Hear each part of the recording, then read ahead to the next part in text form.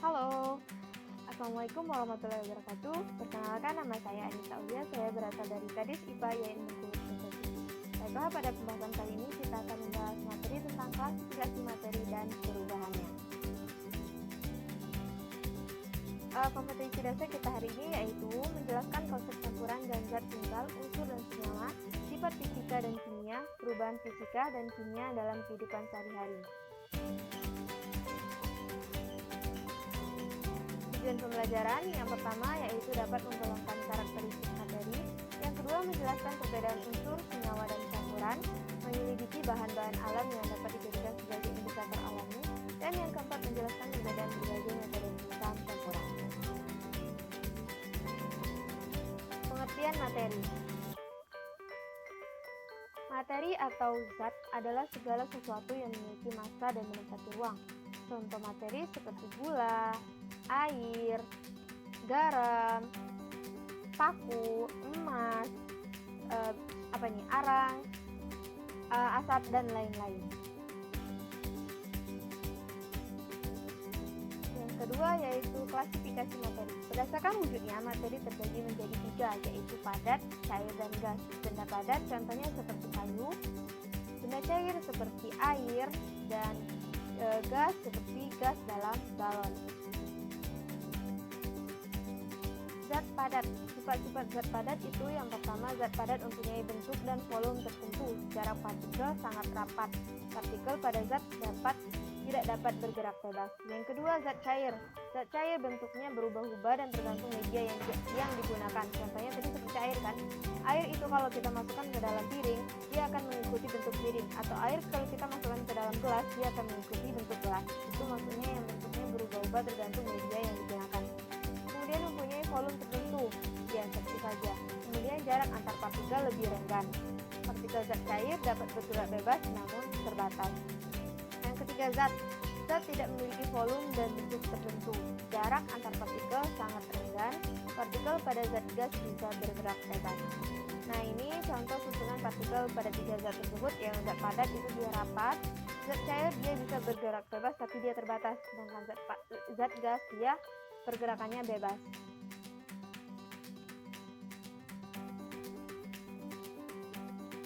Unsur, senyawa, dan campuran. Materi ini dibagi menjadi zat murni dan zat campuran. Zat murni dibagi menjadi unsur dan senyawa, sedangkan zat campuran itu terdiri dari campuran homogen dan campuran heterogen. Nah, berdasarkan komposisi kimianya, materi dibagi menjadi kelompok zat murni dan zat campuran. Zat murni itu merupakan materi yang bersifat tunggal dan homogen, terdiri dari satu jenis materi. Zat murni berupa unsur dan senyawa. Antara satu zat dengan zat lainnya bisa dibedakan dari penampilannya, baunya, dan rasanya. Contohnya seperti garam dapur. Unsur. Unsur yaitu zat murni yang tidak dapat diuraikan lagi menjadi zat lain yang lebih sederhana dengan reaksi kimia. Unsur alam contohnya seperti karbon, oksigen, besi, emas, dan tembaga. Sedangkan unsur sintetis itu contohnya amerisium dan strontium. Ini contoh dari unsur karbon dan ini contoh dari amerisium.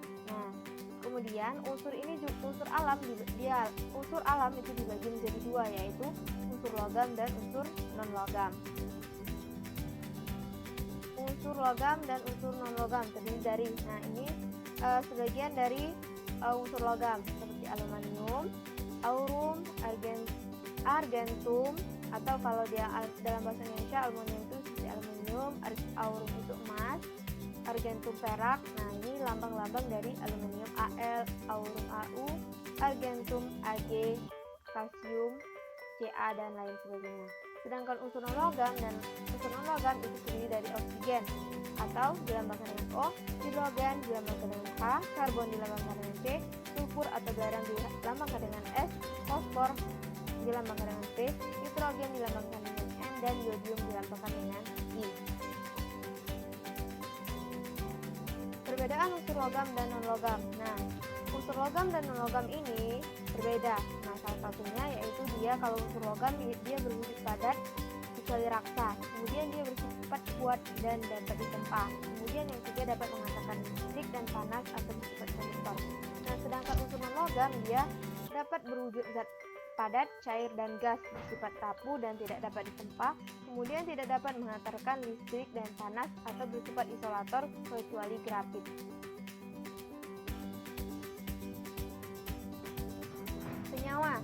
Senyawa yaitu gabungan dua unsur atau lebih yang masih bisa diuraikan menjadi zat-zat penyusunnya dengan reaksi kimia. Contohnya yaitu air, gula, garam, bensin, dan karbon dioksida. Jadi senyawa ini dia terdiri dari dua unsur atau gabungan dari dua unsur atau lebih, bisa dua atau tiga unsur. Nah, dia dikatakan gabungan dari dua unsur yaitu seperti ini ya, contohnya ini senyawa dari H2O atau air. Nah, dia gabungan dari H dan O. Jadi unsurnya itu senyawa air ini terdiri dari unsur H dan unsur O. Nah, contoh lainnya yaitu seperti garam dapur atau natrium klorida.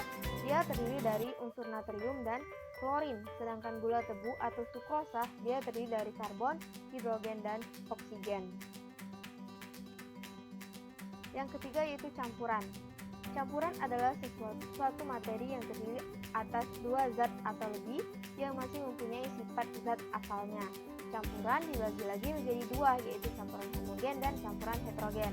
Nah, ini salah satu contoh dari campuran homogen dan ini contoh dari campuran heterogen.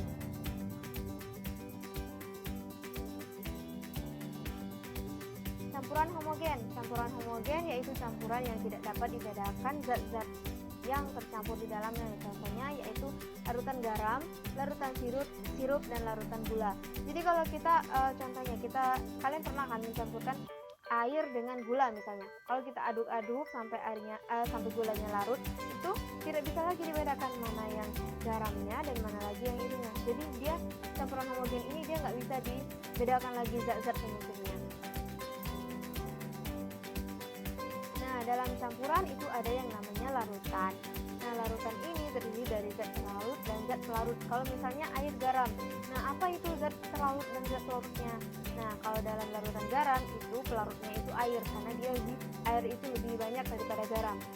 Intinya yang pelarut itu lebih banyak daripada yang terlarut, sedangkan yang terlarutnya itu garam. Larutan dibagi lagi juga menjadi, yang pertama itu ada asam.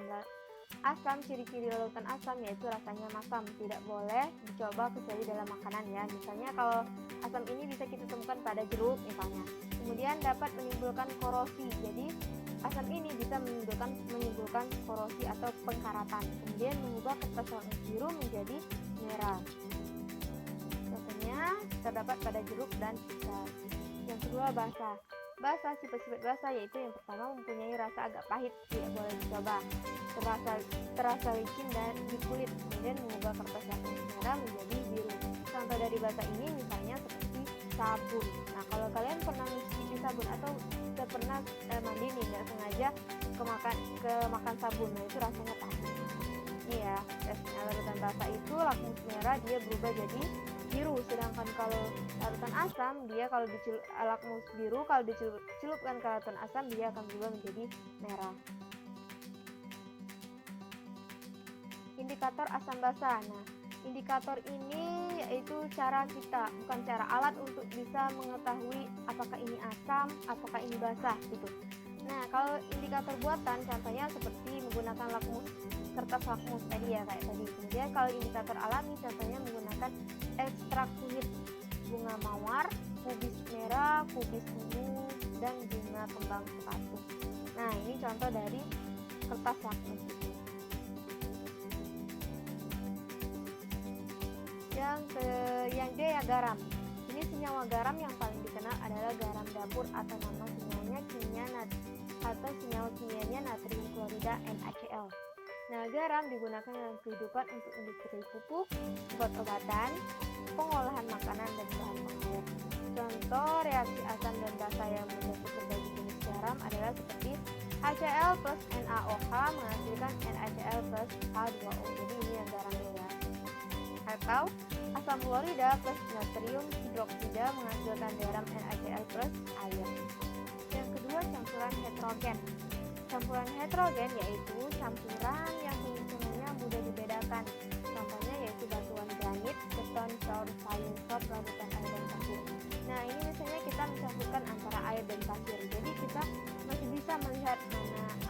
masih bisa membedakan antara campuran larut air dan campuran pasir tersebut. Itulah dia mengapa disebut campuran heterogen, karena dia masih bisa dibedakan penyusun-penyusunannya.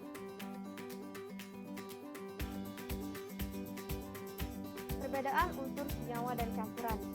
Unsur dia berupa zat tunggal, tidak dapat diuraikan, terdiri atas satu jenis atom. Sedangkan senyawa dia zat tunggal, dapat diuraikan, tersusun atas dua jenis atom atau lebih. Perbandingan massa zat intinya tetap. Sedangkan campuran dia campuran, dapat diuraikan, jenis atom atau molekulnya tersusun atas dua jenis atom atau molekul atau lebih. Kemudian perbandingan massa zat intinya tidak tetap. Cara pemisahan campuran. Nah, metode pemisahan campuran itu banyak digunakan dalam kehidupan sehari-hari seperti untuk pencernian air dan pembuatan garam.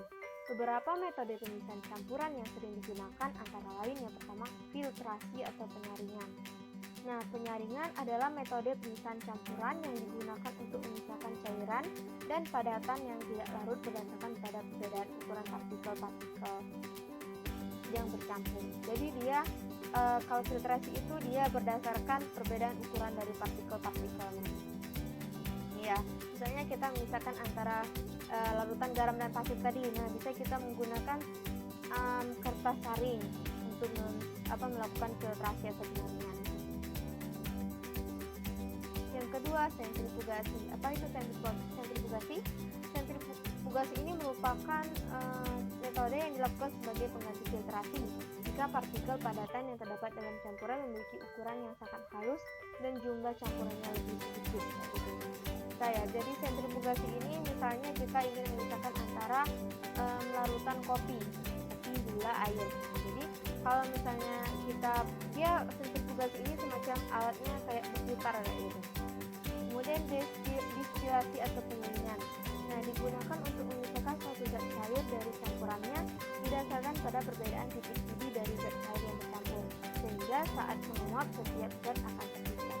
Jadi dia berdasarkan dari titik didihnya. Nah, ini contoh dari alat untuk sentrifugasi dan ini contoh dari pendinginan. Yang keempat, kromatografi. Nah, kromatografi ini metode untuk memisahkan berbagai zat warna dan tes urin untuk seseorang yang dicurigai menggunakan obat terlarang. Nah, prinsip kerjanya didasarkan pada perbedaan kecepatan merambat antar partikel-partikel.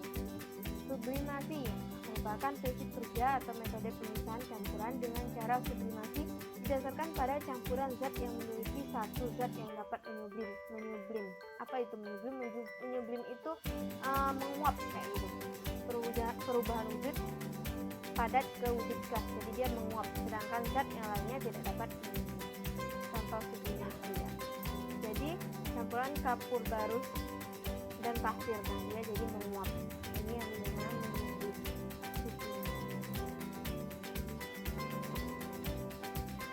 Baik, terima kasih. Baiklah, itulah tadi pembelajaran kita. Semoga bermanfaat dan semoga bisa dipahami. Ibu akhiri, wassalamualaikum warahmatullahi wabarakatuh.